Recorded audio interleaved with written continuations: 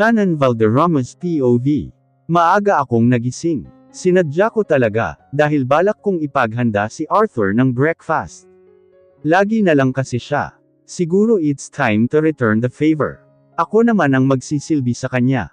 Hindi pa rin ako gaanong marunong magluto, pero may tinapay naman dyan, gagawan ko na lang siya ng isang masarap na sandwich, at ipagtitimpla ko na rin siya ng kape. Sana magustuhan niya yung simpleng breakfast na gagawin ko. Paglabas ko ng kwarto, ay hindi ko naabutan si Arthur sa sala. Gising na siya. Ano ba iyan? Gusto ko pa naman siyang i-surprise sa breakfast na gagawin ko. Naunahan niya na naman ako. Pagpunta ko naman sa kusina, wala din si Arthur dito.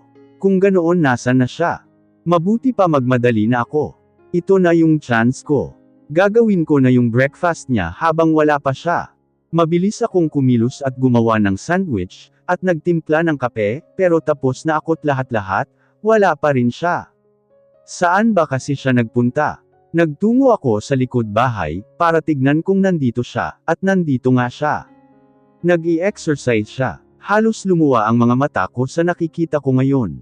Ilang beses akong napalunok ng malala. Nakatopless lang siya. Pangalawang beses ko na itong nakita, pero hindi ko pa rin mapigil ang humanga.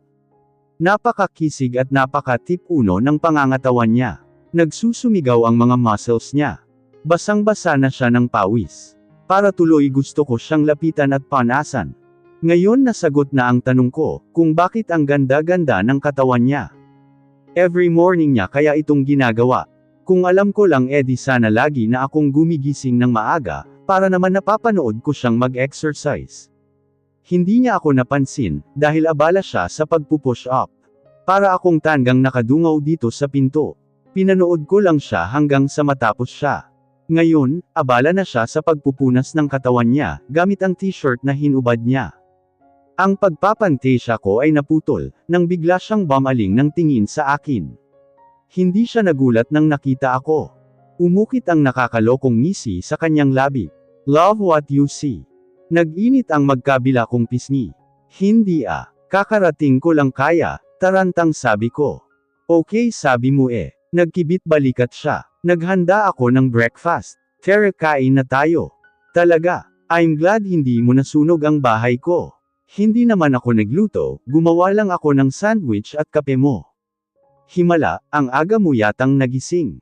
Tanong niya, gusto kasi kitang gawa ng breakfast, lagi na lang kasing ikaw. Really? Nabakas ang labis na saya sa kanyang mukha. Gumising ka ng maaga, para lang gawan ako ng breakfast. I slowly nod my head. Ganoon ba ako ka-espesyal para gawa ng isang senyorita ng agahan? I pouted. Ayan ka na naman sa senyorita na iyan Payak siyang natawa. Okay, hindi na. Puro ka ganyan, kapag ikaw hindi ka tumhil sa kaka-senyorita mo sa akin. Bakit anong gagawin mo ha? Tudyo niya sa akin, at inilapit niya pa ang mukha niya sa mukha ko. Ano? Aanuhin kita? Basta. Sa akin na lang iyon, aniko. He licked his lower lip. Aanuhin mo ako ha? Ang pagkaaliw ay naglalaro sa kanyang mga mata. Ano ba Arthur? Lumayo ka nga. Basang-basa ka ng pawis Asak ko sa kanya. Sobrang lapit niya kasi sa akin. Isang maling galaw ko lang, tiyak na magkakahalikan na kami. At hindi ko man lang napansin na nakahawak na sa bewang ko ang isang kamay niya. Pinapalayo ko siya hindi dahil sa pawis niya, dahil sa totoo lang kahit basang-basa siya ng pawis, ay ang bango-bango niya pa rin. Gawa ata sa pabango yung pawis niya. Anyway, kaya ko siya pinapalayo kasi naiilang ako, para akong kinakapos ng hininga. Bahagya siyang lumayo sa akin. Mabaho ba ako? Tanong niya habang inaamoy ang sarili niya. Hindi, agad kong sabi. Hindi naman sa mabaho ka. Ano lang, ang lagkit lang. He smiled. Sige maliligo lang muna ako, tapos kumain na tayo. Gusto ko nang matikman ang sandwich mo. Arthur de Gracious POV. Isinama ko ulit si Shannon sa palengke, panay ang kulit niya sa akin, gustong sumama. Hindi naman ako makatanggi, ang hirap. Binakuran ko na lang siya, para wala nang magtangkapang lumapit na lalaki sa kanya. Yung mga tumitingin sa kanya, wala na akong magagawa doon, pero binibigyan ko sila ng matalim na tingin. Ang pinunta lang talaga namin sa palengke, ay para bumili ng patatas. Naglambing ang senyorita, gusto niya daw ng french fries, kaso wala namang tinda dito na ready to cook na, kaya patatas na lang. Buti na lang talaga marunong akong magluto kung hindi ko mailuluto yung mga pagkaing kini-crave niya. Daig pa ang buntis, samantalang hindi ko pa nga siya. Ano ba tong pinag-iisip ko? Erase. Arthur, wika ni Shannon na pumukaw sa isipan kong naglalakbay. Yeah, what? May ice cream kayang tinda dito? Tanong niya. Bakit? Gusto mo rin? Bili tayo. Meron ba? Tanong niya. Wala, pero magpapabili ako kay Rico. Yehey, para siyang batang nagtatalon. I lightly laughed. Nakakatuwa siyang pagmasdan. Pwede ba lahat ng flavor ang ipabili? Takaw talaga. Yeah, anything for you. Anything for my princess. Naisip ko na bumili na rin ng ibang kakailanganin sa bahay, para naman hindi masayang ang pagpunta namin dito, kung yung patatas lang talaga yung sasadyain namin. Hindi na kami sumakay ng tricycle, naglakad na lang kami. Malapit lang naman. Saka para makakain ng maayos ang senyorita. Binilhan ko ng tusok-tusok na pagkain, what I mean is street foods like fishball, kikiam etc. Habang naglalakad kami, ay biglang bumuhos ang malakas na ulan. Samilong tayo. Hinatak ko si Shannon papunta sa malaking puno para samilong. Maligo na lang kaya tayo sa ulan. Tutal basa na rin naman tayo, aniya. Hindi pwede, baka magkasakit ka, ani ko. Hala, ano ako, batang maliit. Basta hindi pwede, huwag matigas ang ulo Shannon. Cage mo talaga no. Oo cage ako, kaya huwag ka nang makulit. Basa na rin naman tayo eh. Nakangusong sabi niya. I sighed. Shannon ano ba, please. Nagpuppy eyes pa siya. Napamasahe na lang ako sa bridge ng ilong ko. Wala na, ginagamitan niya naman ako ng pagpapakyut niya. Sige na Arthur, please. Pamimilit niya pa, sinong hindi makakahindi sa babaeng to. Napabuntong hininga ulit ako. Fine, pero pagdating natin sa bahay. Maliligaw ka agad, malinaw. Sunod-sunod siyang tumango. Wala na akong nagawa kundi payagan na siya. Naligo siya sa ulan, at pati rin ako naligo na rin. Pero ina, maling-mali pala. Dapat pala hindi ko siya pinayagan. She's wearing white shirt, at ngayong basa na siya, bakat na bakat ang ano niyang kulay pink. Buti na lang wala kami sa mataong lugar, kung hindi lagot na. Dali-dali kong hinubad ang t-shirt ko, pero bago iyon ibinaba ko muna yung mga pinamili namin. Teka Arthur, bakit ka naghuhubad? Tanong niya. Nang maubad ko ang t-shirt ko, ay agad ko itong iniabot sa kanya. Ngayon nakatopless na lang ako. Arthur, anong gagawin ko dyan? Nagtataka niyang tanong. Isuot mo, kitang-kita na yang kaluluwa mo oh. Inginuso ko ang harap niya. Bumaba ang tingin niya sa ano niya. Kitang-kita ko kung paano namula ang buong mukha niya. Mabilis pa sa 4:00 niyang kinuha ang damit sa kamay ko at isinuot ito. Salamat, nahihiya niyang sabi. Ikaw, baka lamigin ka. Concern na tanong niya. Don't mind me, malapit na naman tayo sa bahay. Kaya kung tiisin ang lamig, kaysa naman may makakita sa iyong lalaki na ganoon ang itsura. Shannon Valderrama's POV. Napakalakas ng ulan, maging ng hangin. Ayon sa balita ay naglanding na ang bagyo. In fairness sa bahay ni Arthur napakapalaban. Mukha lang bulok pero may ibubuga pa naman, medyo nakakatakot lang dahil gumagalaw yung bubong, na parabang liliparin na ito. Napabaling ako sa pinto nang bigla itong bumukas, at pumasok dito si Arthur. Nagluto ako ng lugaw, ito na ang hapunan natin. Bigla akong nakaramdam ng gutom. Nasa isip ko na yan kanina eh. Ang sabi ko ang sarap kakong kumain ng lugaw. Minsan iniisip ko na mind reader ba itong si Arthur, o talagang nagkakataon lang ang lahat.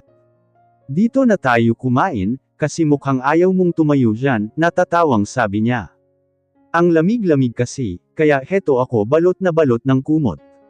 Hindi naman ako nakahiga, nakaupo lang ako, yakap-yakap ang mga tuhod. Ibinaba niya ang lugaw sa papag. Dito ka na rin kumain, ani ko. Dito nga, aniya. Kung ganoon nasaan yung sayo? Yung pagkain mo. Isang mangkok lang kasi ng lugaw ang dala niya. Kukuha pa lang ako ng sa akin. Huwag ka nang kumuha, mag-share na lang tayo dito. Tinaasan niya ako ng isang kilay, at hindi din nakawala sa akin ang pagsilip ng ngiti sa kanyang labi. Ano kasi, para hindi ka na mapagod pa, at para makatipid na rin sa hagasing plato. He chuckled. Kaya naman pala, gusto lang makalusot sa gawain. Hindi naman sa ganoon. Ayaw mo ba akong makasalo, pouted? Bumantong hininga siya. Inangat niya ang isang kamay niya, at inilapit ito sa mukha ko. Akala ko kung anong gagawin niya, iyon pala ay pipigain niya lang ang ilong ko sa marahang paraan. Tara na, kumain na tayo, salo na tayo, pero huwag mo akong sisisihin kapag iba yung nakain ko ha. Pinamulahan ako, kahit na hindi ko naman na-gets yung sinabi niya. Paanong ibang makain? Iyang labi mo, mahina niyang sabi. Ha, hindi ko kasi narinig. Wala, tara na, kain na tayo. Aniya, at iyon nga, nagsalo kami ni Arthur. Isang kutsara lang ang ginamit namin, nagsalit-salaitan lang kami. Nagulat nga ako dahil bigla na lang niyang inagaw sa akin ang kutsara ko. I said salo kami sa pagkain, pero hindi sa kutsara. Pinakuha ko siya ng kutsara niya. Pero ayaw na niyang tumayo sa prenteng pagkakaupo niya, mukhang nasarapan na. Nagkakahalo na yung laway namin pero mukhang wala lang naman ito sa kanya. Hindi ba siya nandidiri? Sa bagay wala naman siyang dapat ikadiri dahil alagang toothpaste naman ang bibig ko. Kung ako naman ang tatanungin niyo, kung nandidiri ba ako, hindi ang sagot ko. Dahil sa totoo lang lalo pangang sumarap ang lugaw dahil sa laway niya, heist. Ano ba tong pinag-iisip ko? Nagiging mahali na ako. Pagkatapos naming kumain ay iniwan na ako ni Arthur, siya na daw ang maghuhugas ng pinagkainan. Malakas pa rin ang ulan sa labas, hindi na ito tumila mula kaninang umaga. Bakit gising ka pa? Tanong ni Arthur nakakapasok lang sa kwarto ko. Hindi ko pala na-i-lock ang pinto. Hindi pa ako inaantok sagot ko. Naglakad siya papalapit sa akin, at naupo sa bandang paahan ng papag. Ako naman sa bandang aluhan, nakasandaw sa headboard. Nilalamig ka? Tanong niya. Hindi ba halata? Hetong at balot na balot pa rin ako ng kumot. Mabagal akong tumango. Here, may binigay siya sa aking jacket. Isuot mo para hindi ka lamigin. Tinanggap ko ito, at agad kong isinuot, salamat. Matulog ka na, lalabas ako kapag tulog ka na. Ha, bakit? Ano babantayan mo ako? Tumango siya. Pero bakit? Kapag ganito kasing maulan, ay may mga ligaw na ahas, polaka at kung ano-ano pang insekto ang nakapasok dito sa bahay. Nilukob ako ng takot. Anong sabi mo? Seryoso ka ba dyan? Naninigurado ko pang tanong. Mamaya baka nang titrip lang siya. Takot kasi talaga ako sa polaka. Kaya babantayan kita, aniya. Seryoso nga siya. Napalunok ako. Tapos kapag natulog ako iiwanan mo na ako. Hindi ko na siya pinatapos pa sa pagsasalita. Huwag mo ako iiwan, agad na sabi ko at lumapit ako sa kanya at niyakap siya. Dito ka na lang matulog, Arthur. Alam kong kahangalan tong hinihingi ko sa kanya, pero kasi takot talaga ako sa polaka. May bad experience kasi ako dito. Dati kasi yung kaklase ko nilagyan niya ng polaka yung bag ko nang hindi ko alam, kaya nang binuksan ko yung bag ko, tumalon ito sa mukha ko. Nagtatalon ako dahil sa sobrang gulat at takot. At dahil din doon ay muntik na akong mahulog sa rooftop. Sa rooftop kasi ako palaging kumain, dahil wala namang gustong sumabay sa akin. They hate me because maldita daw ako, na medyo totoo naman. Buti na lang na ibalanse ko yung katawan ko, kaya hindi ako tuluyang nahulog. Grabe yung iyak ko ng araw na iyan, sobra akong na-trauma. Kaya simula niyan takot na ako sa polaka, kasi dahil dito muntik na akong mamatay. Arthur de Gracious POV. Dapat pala hindi ko na sinabi sa kanya yung tungkol sa mga insekto. Napasubo tuloy ako. Shannon, hindi pwede. Dito ka na lang matulog, please. Ang tinig niya ay nakikiusap. At sobrang higpit ng yakap niya sa akin. Ang galing mo, Arthur. Ngayon paano ka makakalusot? Ang hirap pa namang tanggihan ng babaeng to. Please, Arthur. Natatakot kasi ako. What if may makapasok na polaka dito, at talunan ako? Hindi ko kaya. Iniisip ko pa lang, kinikilabutan na ako. Mas gugustuhin ko na lang makatabi ang ipis o daga kaysa sa polaka, she's stuttering. Ramdam na ramdam ko yung takot niya, para bang may malalim itong pinanggalingan. Kung ahas naman baka lamunin ako nito ng buo. Ayaw ko. Sige na please Arthur, dito ka na lang matulog. Samahan mo na lang ako dito. Alam niya ba kung ano yung sinasabi niya? Yung hinihingi at gusto niyang mangyari. Gusto niyang matulog ako dito. Kami sa iisang kwarto. Katabi niya. Paano kapag hindi ako makapagpigil? Lalaki ako. Siya naman babae, isang babaeng ubod ng ganda. Tao lang ako, nidadarang sa tukso. Shannon, hindi pwede yung gusto mo. Hindi magandang tignan na magkatabi tayong matutulog, baka nakakalimutan mo lalaki ako. Ano naman kung lalaki ka? Alam ko namang wala kang gagawing masama sa akin. May tiwala ako sa iyo Arthur. At isa pa, takot mo lang gumawa ng kalokohan sa akin, takot mo lang kay daddy. Oo, takot ko lang sa daddy mo, at tiyak kapag nalaman niya na inaano kita, hindi ako makaisip ng salitang itatawag sa ginagawa kong ta.